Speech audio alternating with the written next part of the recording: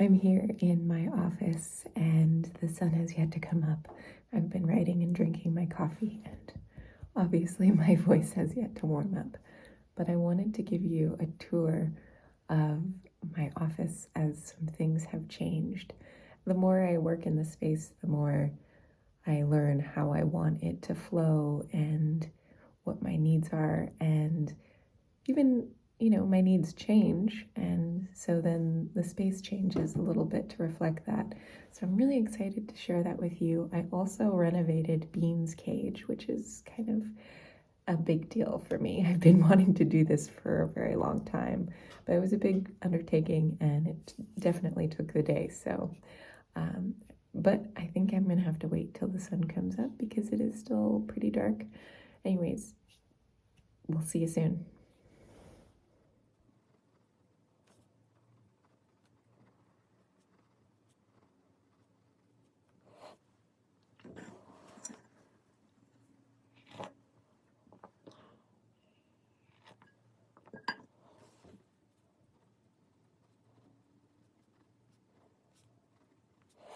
Okay, so the sun is starting to rise, but before we do an office tour, I kind of want to talk about how it all, what was going on that led up to this surge of project doing and house cleaning and reorganizing. Okay, so for almost 2 weeks now, we have been fostering a 9-month-old puppy. She is the short-legged one there. She is a Jack-a-Whip or a Jack Russell Terrier and Whippet. And in this time that we had her, we put a lot of work into her and took her so many places, met other dogs and went on hikes and walks every day. And we really bonded quite a lot. But we were not ready for a second dog. And so it was our duty to find her a new home. And we did. She has spent the weekend with a new family. And the day that I had to drop her off was really hard. Oh man, I cried so much. And I'm still getting all teary-eyed just thinking about her. She's really special. I wish our situation were different. She's a really good dog, but I know she's going to be so happy with this new family, and her new family is going to love the heck out of her. So the first full day of not having her, there was this void that I felt desperate to fill. I felt hollowed out, just raw. And so I kept busying myself with all of the things that needed to happen, like dusting and vacuuming and sweeping and doing dishes and typing, and I just couldn't, it wasn't enough. I felt so restless and anxious and empty. And so finally, I decided it was time to reorganize and tackle Bean's cage, which is something I have been wanting to do for so long.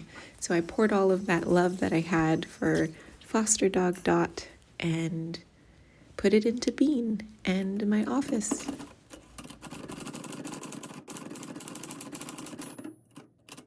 And let me tell you, Bean is happy to have his domain back because she was a disruption in his life for sure.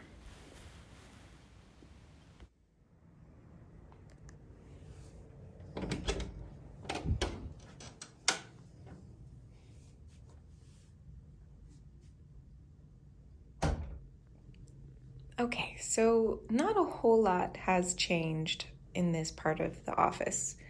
I think last time I gave an update, maybe I'd never even shared this, but for a brief moment I had my typewriting desk over there in that corner, which I really didn't like because it was such a dark corner, and I felt like even though I have those little dogs on the shelf, like it felt very much like I was staring at a wall and kind of claustrophobic. So I moved the typewriter desk back over here, which is where it was originally, and I have a lot of nice daylight that comes through, and even though I have a curtain, I still don't feel so claustrophobic, and it seems more interesting to me. So over here is my little reading nook, which I actually have been using. And on top of this shelf are all the books that I want to read or have read in 2022. I always like to organize my books this way. I did this last year as well, and it just is kind of nice. I probably won't get to all of them this year, and there might be some new ones that come into the fold, but this is basically what I have going. I've already finished this in 2022, and it was so good. Definitely my favorite by Kate Summerscale so far. Not much has changed in my giant Empire desk or secretary, Empire style secretary. But I do have some tools and pencils up here. And then this is kind of a crazy thing, but I actually have a bunch of pens that are not fountain pens, believe it or not.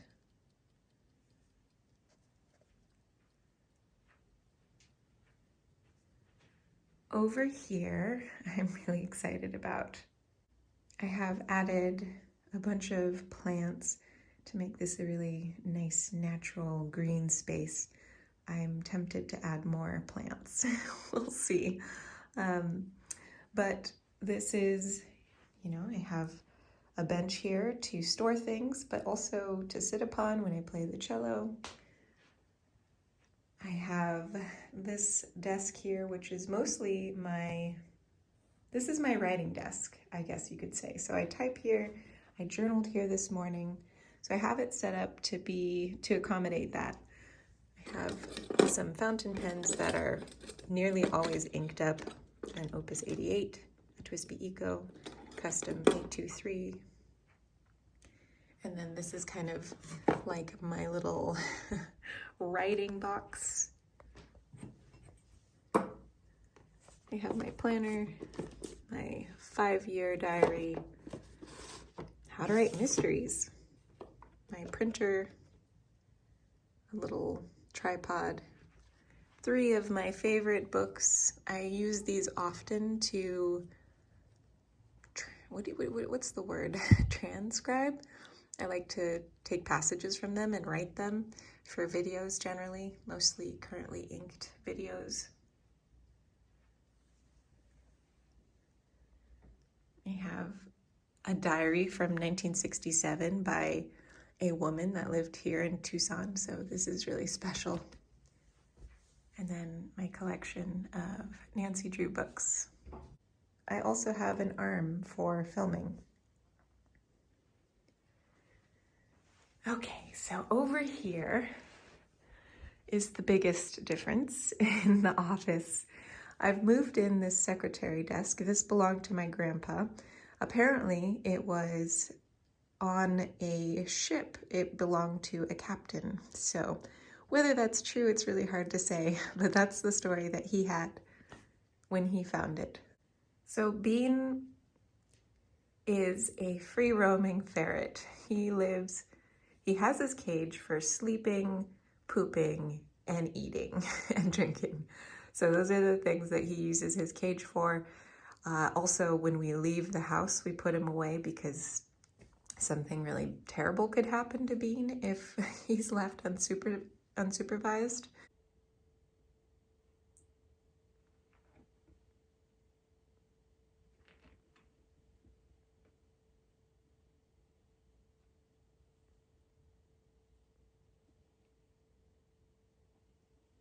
But for the most part, he has access to the entire house.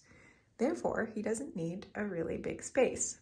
This used to be a double-decker, but there was so much of it that he didn't use, and I thought that if I shrunk it to half size, I'd be able to use this space more effectively, or Brian would, because this is going to be his, Bean is stirring, It's like, hey, what's all the commotion out there?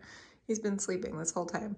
We're gonna try using this for his work desk. He works from home. When we moved in, the idea was that he was going to work from the office, but COVID has complicated that, and so he has to work from home. Hey, little bean. He is in his favorite little knit tube. I made this for him a really long time ago. Well, when I first got him, it was something that I had knit for him, and it's his favorite little sleepy hole. I think he really likes this new platform because it makes a nice little cave that's very private. So down below, I have some typewriter storage, which is really exciting. They're super accessible. And then here I have this little drawer that has Bean's food. Now on the door are his little poop scooper.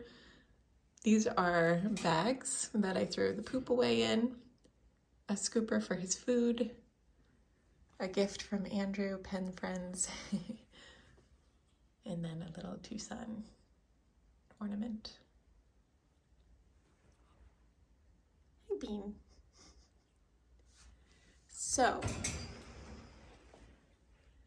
I made him a new litter box, recycled materials. These were cardboard layers that I had glued together and contact paper over a long time ago for his cage, and I just repurposed them and created a little litter box. There is some poop in there. These are pine pellets. I made it tall in the back corner because that's generally ferrets like to back up to poop, and so sometimes if it's too short they could even poop over the side, and I wanted to maintain its cleanliness. Bean is sleeping in today, apparently. He's just like curled up even further back. He's like, why are you bothering me right now? So on the bottom, I had these old floorboards that I cut down to size and wedged together to make this little platform here. This cage comes with a plastic bottom that I just never liked, so I've been wanting to do a cardboard bottom for a very long time now. He's like, uh-oh, where's my litter box? He might have to go potty. The second level hasn't really changed much.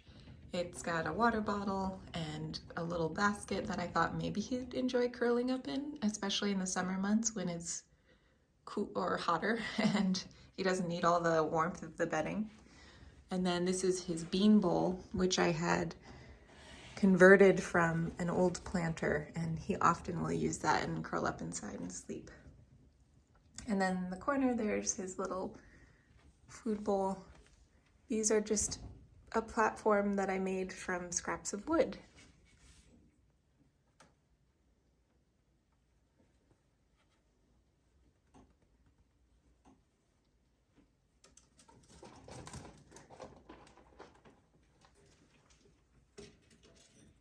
Now, another thing I have always wanted to do was to turn this into more of a piece of furniture. So I used the same wood flooring that I used on the inside to put on top and along the side so that it looks more like a piece of furniture. Now, the plan is to actually get a ukulele stand or a couple ukulele stands to have my instruments up here. This is where I've been putting my typewriter when it's not at my desk. Maybe I'll find like a shallow, small bookshelf to put back there because we do have a lot of books. I don't know yet how to use the space best, but so far that's the idea.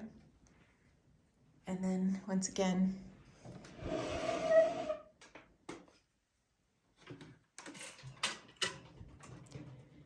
this is what we're going to try for Brian's work desk. Not much, if anything, has changed on this side. Bathroom, closet, living room. So that's it. Thank you all for watching, and I'll see you all in the next video. Bye.